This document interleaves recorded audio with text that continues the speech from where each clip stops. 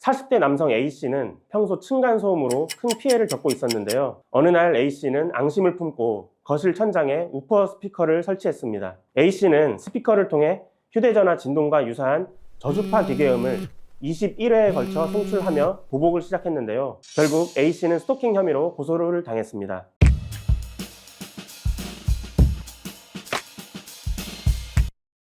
안녕하세요. 법무법인 1로 형사전문 변호사 변경식 변호사입니다. 여러분은 스토킹이라는 단어를 들으면 어떤 이미지가 떠오르시나요? 범죄자가 피해자를 집요하게 쫓아다니거나 피해자가 나타날 때까지 집 앞에서 기다리는 장면을 떠올리시는 분들이 많을 것 같습니다. 그런데 최근 스토킹 처벌법이 개정되면서 스토킹의 범위가 확대되었는데요. 이제는 단순히 따라다니는 것 이외에 일상 속에서도 스토킹 범죄가 발생할 수 있게 되었습니다. 그럼 과연 일상에서 발생할 수 있는 스토킹 유형에는 어떤 것들이 있을까요? 궁금하시다면 영상 끝까지 시청 부탁드립니다. 먼저 스토킹 범죄가 무엇인지에 대해서 간단하게 설명드리겠습니다. 스토킹 범죄의 처벌 등에 관한 법률 제2조에 의하면 스토킹 행위란 지속적, 반복적으로 상대방의 의사에 반하여 정당한 이유 없이 상대방에게 불안감 또는 공포심을 일으키는 행위를 의미합니다.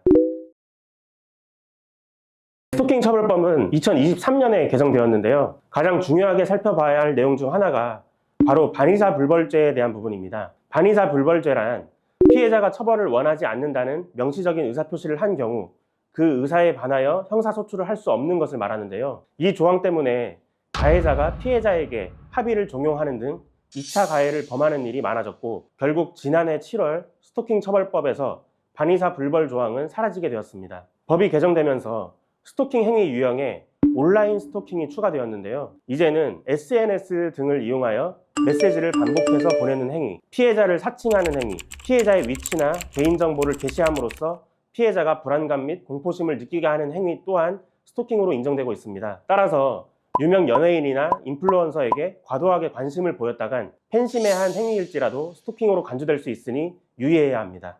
가해자에게 전자발찌를 부착하는 부분에 대해서도 개정이 되었는데요. 이번 법 개정으로 인해 법원은 가해자가 유죄 판결을 받지 않은 상황에서도 전자발찌 부착 명령을 할 수 있게 되었습니다. 법원은 피해자 보호가 필요하다고 판단하면 수사 및 재판 단계부터 최장 9개월까지 전자발찌를 부착할 수 있습니다. 뿐만 아니라 전자발찌를 착용한 스토킹 가해자가 피해자에게 일정 거리 이내로 접근할 경우 피해자에게 가해자의 위치 정보가 문자로 자동 전송된다고 합니다.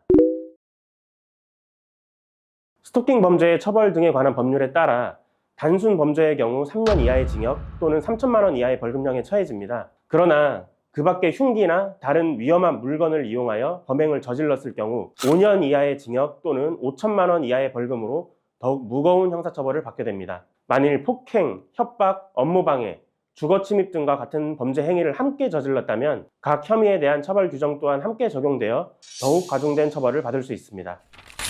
스토킹 사례 첫 번째, 부재중 전화와 관련된 사례입니다. 통화를 원하지 않는 상대에게 반복적으로 전화를 걸어 부재중 전화 기록을 남기는 행위가 스토킹에 해당하는지에 대한 의견이 분분했었는데요. 이제는 부재중 전화도 확실히 스토킹 행위로 간주됩니다. 2023년 대법원 판결에서 부재중 전화를 남기는 행위도 스토킹으로 인정된다는 판결이 나왔기 때문인데요. 여전히 다양한 의견이 존재하지만 대법원의 판례가 나온 만큼 상대방이 원하지 않는 상황에서 수십 통의 부재중 전화를 남기는 행동은 자제해야 합니다. 스토킹 사례 두 번째, SNS 팔로우 신청과 관련된 사례입니다. 이번에는 실제 사례를 통해 설명드리도록 하겠습니다.